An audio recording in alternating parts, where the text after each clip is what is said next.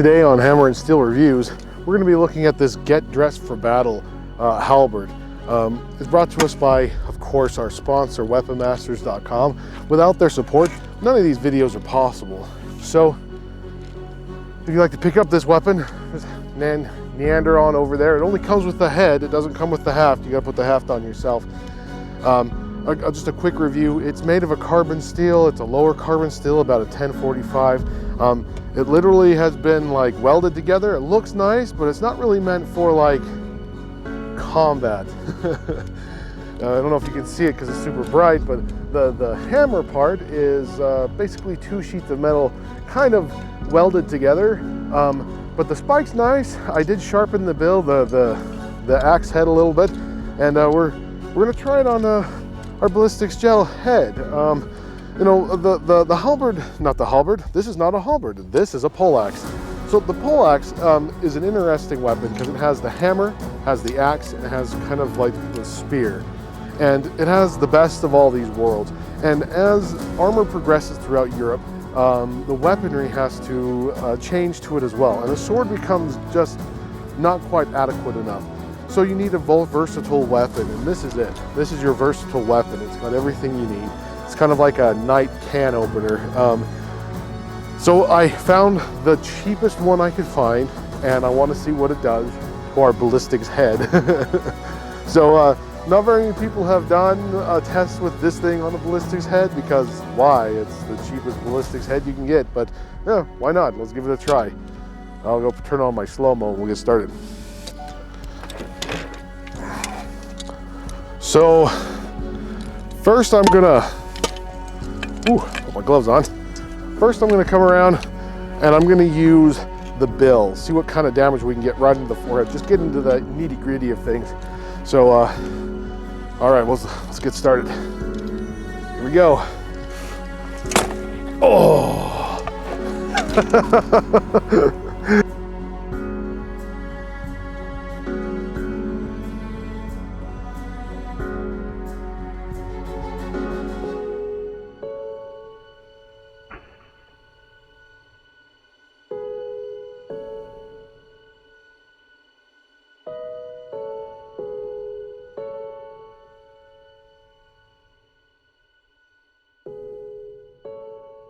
So buried all the way into the skull. It did kind of catch it a little bit, so you know, that's always fun. So yeah, it did its job, you know. Just a little bit of blood on it. I'm worried about the next one, honestly, because the next one is the hammer. So let's get some of this blood off of this thing before we use the hammer. Got the blood off of there. Ooh. You can't see it, but here along the back, you can see the cranium's been cracked all the way across the back there. It is still dripping blood out the side where an ear would be. I mean, it is just hammered there. And the whole top of the skull there has been lifted off and dropped. You can see the entrance, the cut right across here, big laceration, but it generally took the skull all the way down into the cranium. That's nasty. All right, let's try the hammer, which is, of course, made of two pieces of flat steel. So we'll let's give it one from this side. We're gonna come in here like that, okay? Here we go, here we go.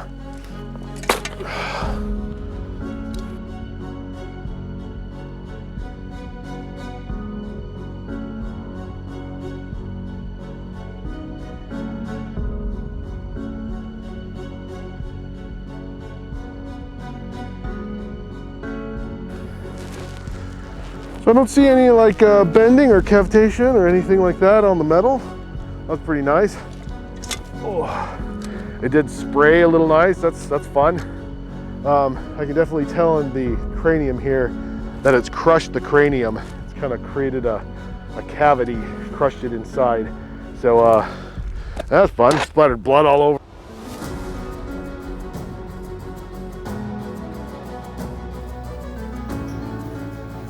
All right, so something I haven't been showing you guys is the damage that is incurred after the strikes. So here's our ballistics head, and let's take a look at some of the damage that has been inflicted on the skull. So here's our skull. See where most of our blood came out of the skull is the side over here by the ear. This is where the first strike came from the poleaxe, right into the head. So if we open it up in here, you can see that poleaxe embedded itself all the way into the cranial cavity. Actually, if you can see all the way through, this is my finger on the other side. So it actually took this whole frontal cranial cavity all the way off. That was our first strike. So there was only 3 strikes done on this head. So let's pull this back a little bit. Demonetization. So between the first strike, which cut all the way through here, the top of the scalp was taken off, and then the next strike was the crushing blow.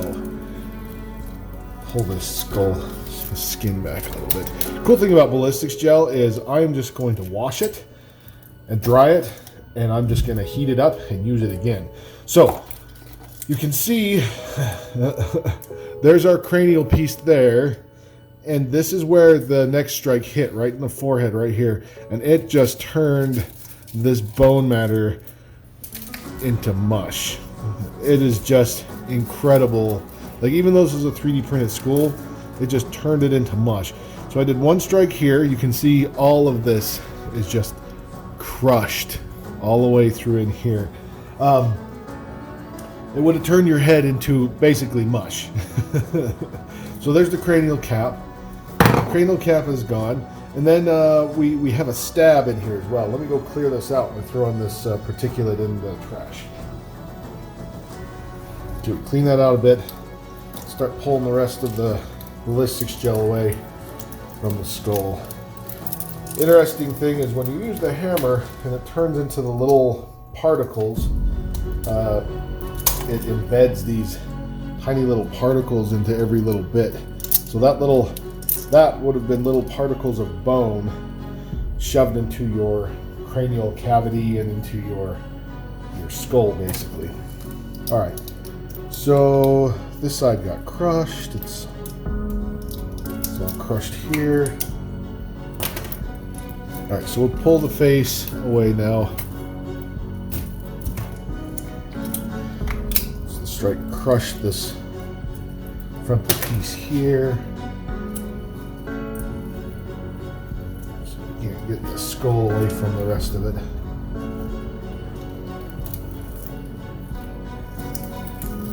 Oh, I can feel that the skull itself is cracked. Like I can feel it moving from side to side.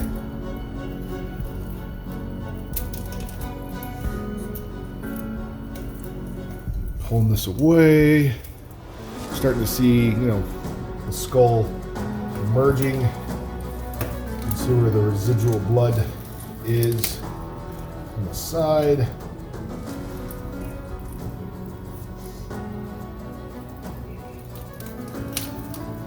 All right, so whatever strike also happened broke the jaw. Pull this away. This way. Yeah, so the jaw is broken, so you can move it a little bit. Usually it's encased in so much ballistics gel that doesn't move. But the fact that it is moving tells me that it's broken. And so that was probably from one of the stabs. We did stab it beside the head. Oh, I think that right there is our stab. You can see that little gash there. That goes all the way in, all the way through the skull. Yeah, see, you can't really see it with the entrance of the hole there. And it goes all the way to the jaw on this side. Right, get this away.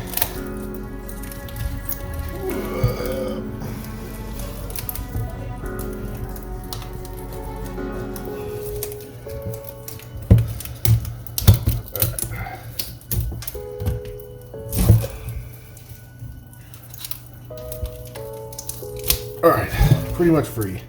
Now we can see the damage. So here's some secondary strikes I did after it was on the ground. That chopped all the way through into the skull. But here's a hole. Then it goes through in here, Hooks all the way into the jaw here. It's broken here and broke the jaw. So I can just pull the jaw right off.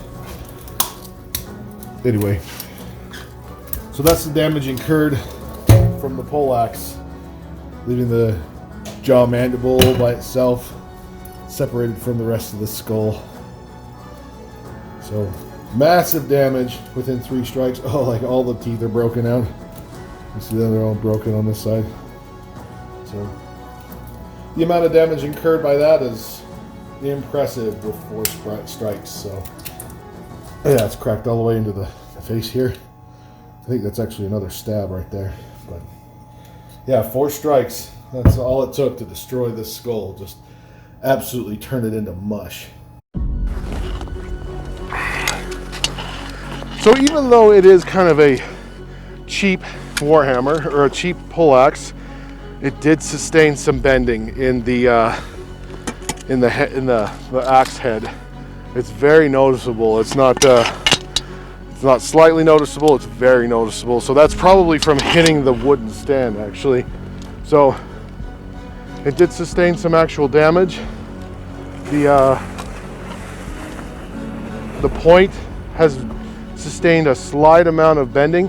The only thing that didn't sustain much bending is the actual hammer, but the head did. In multiple spots you can see where it deformed this way and deformed that way. So what do I say about this? Well, this definitely isn't a real weapon. So why would you buy this? This is more of like a Ren Fair or like a non-contact reenactment kind of thing. It looks fairly nice, fairly correct. There's things about it that aren't correct. The langettes that go down the side, those are correct. Those are nice added part. But for the price they're at, I mean, I think they're like $58, $67, something like that. They're not bad. They're the lowest end you're gonna get. The next step up is gonna be the Pika, and from there it's arms and armor and $300+ and fully functional. So it did sustain some damage, but you know, it is what it is. So it's a really fun weapon to have in your collection, really fun one to have on your wall. The talking points of it are, you know, it's one of the best weapons to have when opening nights. But this one in particular, I would make sure that it is just a wall hanger, not a actual weapon.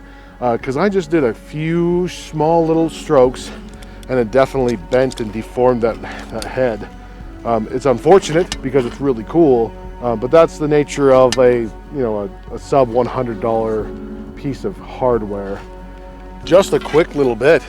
I was cleaning this off and I noticed that right here at the tip, it caught like a screw or something in here and it chipped. And it didn't just chip a little bit, it chipped a lot of it. I can see the structure inside that chip. You can probably almost see it on the camera. That thing's pretty big. I can fit my fingernail in there and my finger almost. It's a quite sizable chip. So yeah, don't expect this to be a functional weapon. This weapon is for show, okay? I did bend the head back in place, but I don't want to do that too many times because it'll ruin it and definitely like bend back and forth and pop off. So yeah, just know what you're getting, all right? I do like the weapon for what it is. I am going to keep it in my collection because it looks really fun and nice and I like it. Don't buy it if you're looking for a functional weapon. If you are looking for it, go to weaponmasters.com and use promo code HANDSVIEWER2022 and that will get you a 10% discount on any of your orders from Weapon Masters. We thank them for their support and I want to thank all of you for joining us today, and as always, may all your days be filled with history.